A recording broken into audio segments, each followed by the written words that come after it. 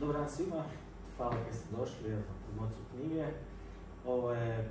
Ja mislim da prva knjiga akupunkture prevedena na hrvatski jezik od nekakvog stranog autora. Naš autor je ovdje gospodin Juan Hahn iz Madrida, Španjolske, koji je počeo sa edukacijom samog sebe 2005. godine Yamamoto akupunkture skalpa. To je mikroregija koja je druga najprimjenjivanija mikroregija u akupunkturi nakon evolutivne medicine. Juan Hahn je, evo, sad piše 4. knjigu koja će biti gotova krajem godine i nadamo se da ćemo uspjeti u suradnji sa školskom knjigom prevesti sve 4 knjige da polakšamo u našem govornom području način da se mogu lakše educirati s akupunkture koja postaje sve popularnija na ovim područjima. I eto, o knjizi, o iskustvu, o svemu, Juan Hahn će vam malo predstaviti svoju knjigu, pravi kratku promociju i hvala vam još jednom što ste došli. Thank you very much, Franco. Okay, thank you very much for coming today in this hot day to this presentation. Yeah? I would also like to thank Martina, my publisher here in Croatia, Franco, and Vedran, the organizers of my courses here. I'm very, very happy. It's my second time here in Croatia. I have been here in April in the first International Acupuncture Congress, and I had a very, very good feeling. Yeah? So happy to be here. Today it's the presentation of my book, YMSA Yamamoto Scalp Acupuncture in Croatian. Yeah? And you know, every book is like a child. I don't have children, I'm too young for that, yeah? But my first book was like my first child, my second book, it's like my second child, yeah? And this is, for me, a very special event and a very special moment. I am an acupuncturist. I work in different countries, teaching, working with acupuncture. And for me, speaking about this book would be impossible if I don't speak a little bit about this gentleman, Dr. Yamamoto. Dr. Toshikatsu Yamamoto. He likes people to call him Toshi.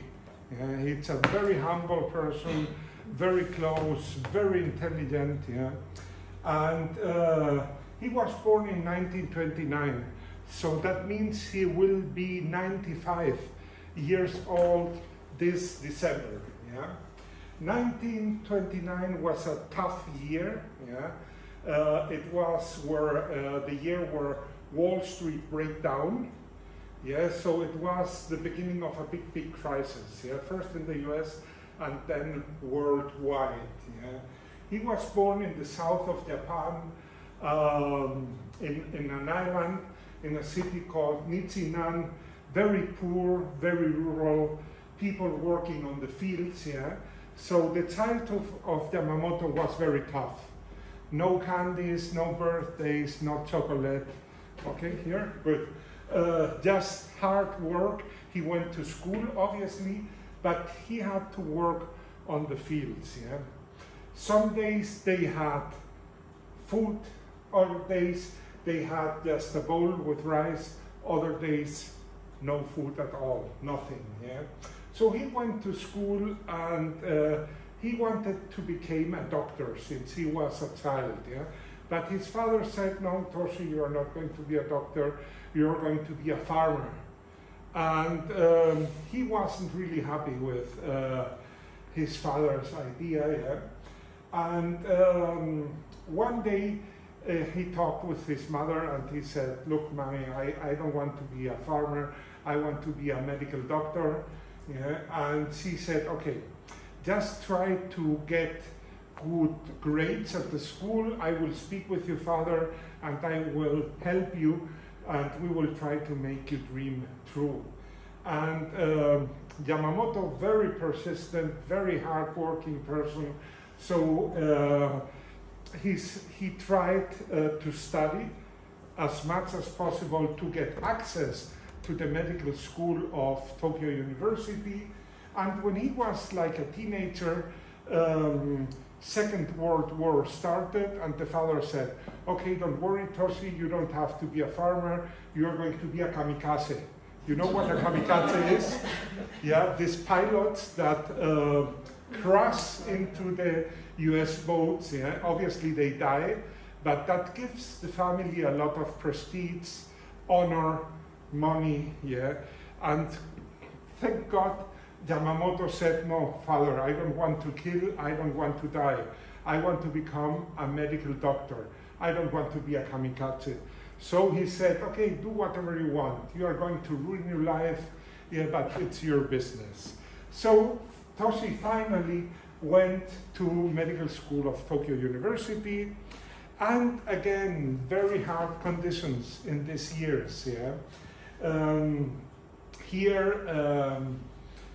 He had to share room with other students, many days no food at all, other days just a small bowl with rice, yeah, and so that was how Toshi went through university. When he finished, he became a medical doctor.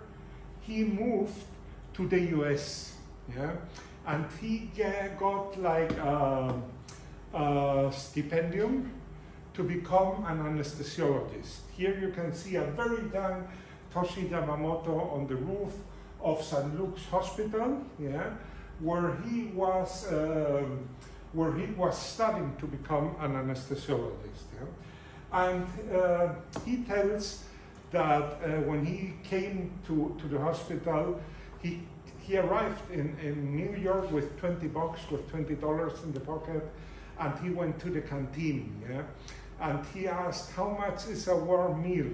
And they said, for health professionals at the hospital, you have free breakfast, free lunch, free dinner.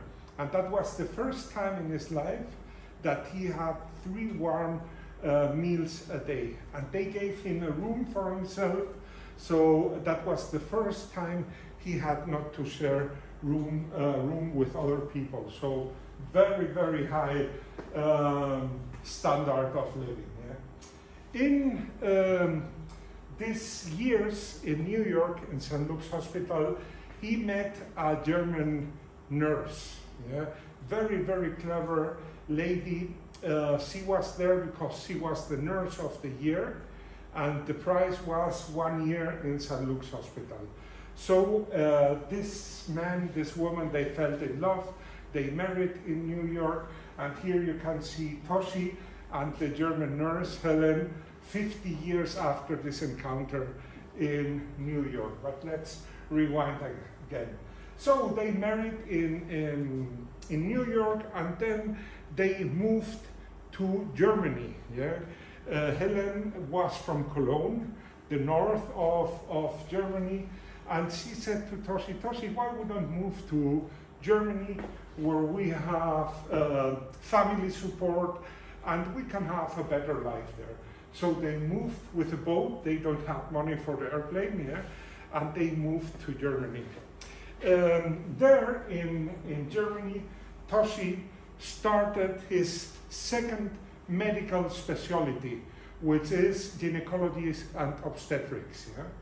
And in this year, they had 2 daughters there, and this is the reason why Toshi speaks English, German, and obviously Japanese. Yeah? And one day he received a letter from his brother. The brother was a veterinarian, a vet, and he wrote to Toshi, Toshi, many job opportunities here in Japan, why you don't come back? I can give you money to build a medical center, and you will have a very nice life here. So he spoke with Helen, and Helen said, okay, let's move to Japan. And 10 years after living in Japan with a small suitcase, $20 in the pocket, he returned to Japan with 2 daughters, 1 woman, and 2 medical specialties. They opened a very humble medical center of wood, and here Toshi started his idea was to work with gynecologists and obstetrics, but the south of Japan was even 10 years later very rural, and many farmers, people working very hard, so most of the patients came because of joint and musculoskeletal pain. Yeah? So he started to perform a technique he learned in New York, nerve blocks. Yeah? Nerve blocks is basically the injection of a local anesthetics. At this time he used procaine. Nowadays we don't use procaine as an anesthetic. We use it for neurotherapy, for example, but we use other stuff. Yeah? But at this time that was the only option available. And basically we mix the procaine with saline and we inject that in the path of a nerve. And the goal of that is avoiding that the pain signal reaches the brain. Yeah? So basically we cut the pain signal. Yeah? And so he started to work with nerve blocks, yeah? With farmers and all these people who came because of pain. One day he was treating a lumbalgia, yeah, a low lumbar pain, and he performed this nerve block, yeah, and suddenly the patient shouted very loud, yeah. So he said, ah, he was like scared, what's going on, yeah. And he realized that he injected only the saline. Saline is water, sterile water with a little bit of salt, yeah. And he forgot to put the local anesthetic. And he was like a little bit shocked, a little bit scared, yeah. The patient left, and the next day this patient came back and said, doctor, I want another one of these very painful injections because the low back pain is gone. And he was surprised, yeah. He thought, how can I work with pain if I don't use an anesthetic, yeah? And at this time, Yamamoto didn't work with acupuncture, but he heard about acupuncture, yeah? So this same day, he asked a friend for a book, acupuncture book, yeah? And in a very autodidactic way, he started to perform acupuncture and nerve blocks with their patients, yeah? When I was in Japan 2017, Yamamoto, he was 87, he was seeing 80 patients a day because he was old, yeah? Because a couple of years before, he saw 200 patients a day, yeah? So imagine somebody very clever, very intelligent, yeah? And very, very hardworking, yeah? Imagine what somebody like he can achieve, yeah? So he started to use ear acupuncture. He liked microsystems, yeah? He used classical body acupuncture, and one day he heard about Chinese scalp acupuncture. I don't know if you know Chinese scalp acupuncture.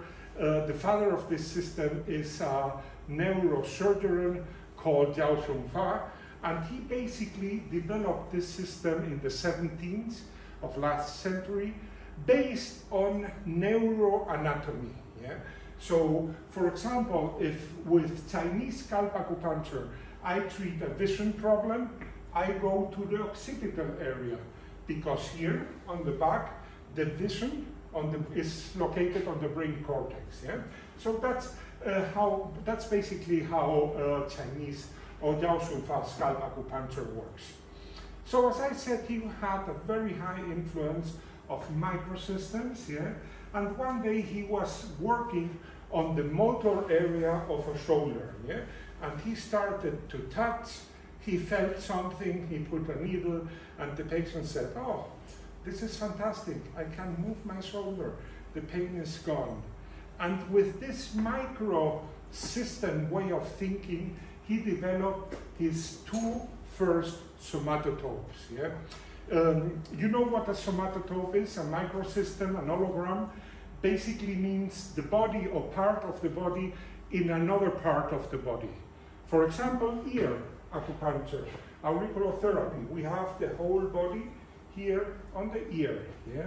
Also foot reflexology. Yeah? We have, or hand acupuncture. We have the whole body in a hand, in a foot, abdominal, navel acupuncture. Yeah?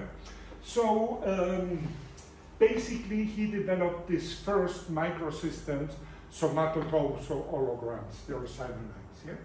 And from here he developed the basic points. Yeah? And the basic points were at the beginning 5, then 7, then 9, then 11, and then 9 again. And he worked with the basic points for years. Yeah? And if you come to this course this weekend, we are going to see the basic points, but we are going to see many, many other things. Yeah? Because the basic points are very good for symptomatic treatment. But what we want to do is we want to treat the problems from the root. We want to treat the cause, not just the symptom. Yeah? So here you can see the basic points. It looks like a little bit complicated, yeah? So when you look at that, but things are very complicated until you know them. Then things are easy. Yeah? Okay, and we have many, many other points in YNSA. We have the sensory organs points, very useful to treat any problem on the eye, the ear, the nose, the mouth, like anosmia. Yeah, it was a side effect of COVID, the loss of smell. Yeah, for example, you can treat with these points.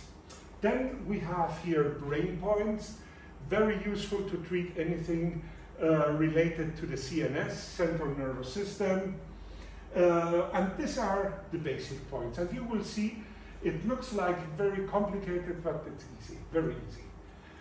We have also basic points on the posterior part. These are called the basic Young points.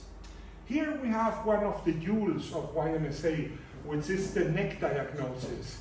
And that will help us to find out where is the root of the problem. Yeah?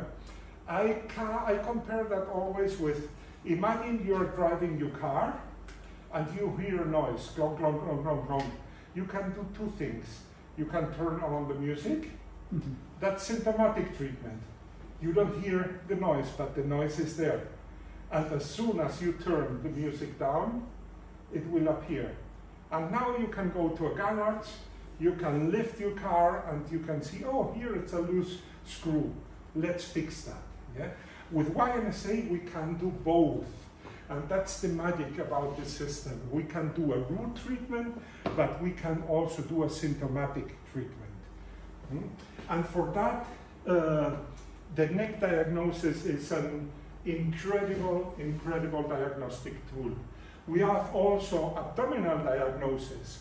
We have arm diagnosis. Then we have the Epsilon points. As you can see here, we can treat the 12 Zangfu, the internal organs from the Chinese medicine. Yeah? And then we have the cranial nerves. Yeah? And this is something, again, magic, that Yamamoto found the connection between the 12 Zangfu and the 12 cranial nerves. Yeah? We will also talk about that over the weekend. Here we have many extra somatotopes, many extra microsystems, like this one, which is the eye somatotope, the K somatotope, the chest somatotope, somatotopes on the back. Yeah? Very, very useful if we are treating people, for example, in an ICU unit, lying face down. Yeah? Or over the back, we have a complete access to the whole body. And here we have more somatotopes, many, many extra points. Also, YNSA, as you see, it's not only in the skull. We can find points on the arms, on the legs, on the back, and also on the feet. Here, with Yamamoto, we can treat very good. I mean, it's the best system I know to treat tinnitus. Yeah? If you go to a Western doctor, they will say it has an unknown etiology. We call that idiopathic etiology, which basically means I have no idea where that comes from. Yeah? And there is no treatment in our Western medicine for tinnitus. But I can say with YNSA, we have an improvement of 50% when we treat tinnitus. So we can treat the root, but we have very specific points to treat tinnitus. Good. This is Dr. Yamamoto. I think he is extraterritorial. Yeah? There are people who live in another level of consciousness, and Yamamoto is one of these persons. When I returned from Japan, I wrote this book. It was the first book written in Spanish, and it reached like 70 countries worldwide. Yeah? And after that, I started with my YNSA courses, and I started with the English version, the German, the Portuguese, the French version. Then I wrote my second book, this one only in Spanish, Acupuncture and Pain. Then I wrote with a veterinarian this one, YNSA for small animals, cats and dogs. And then I wrote my third book about Chinese scalp acupuncture in Spanish and in English. And now it comes the sixth language of my YNSA book, which is this one. This is the reason we are today here, and I'm very proud, I'm very happy about that. I have the honor and the privilege to teach in more than 20 countries in 4 continents. Here you see Argentina, Thailand, the Philippines. This is Chile, north of Africa, Morocco, in Amsterdam, in Peru, Colombia, I mean, many, many places. And for me, it's a big, big honor to be now here in Croatia.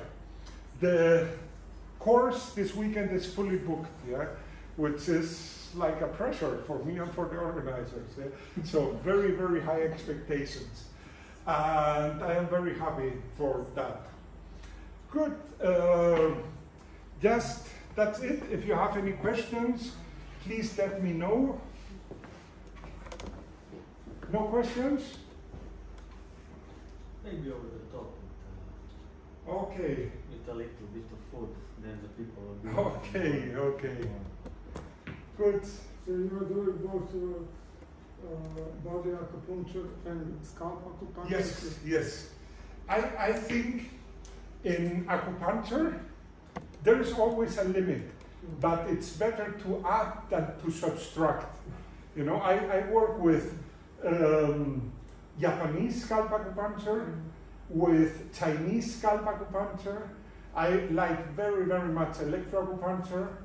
Also like other types of acupuncture like wrist and ankle, Richard Tang, Master Tung, and I combine everything. But I have to say that YNSA is really a game changer, because you can achieve incredible results sometimes with one needle.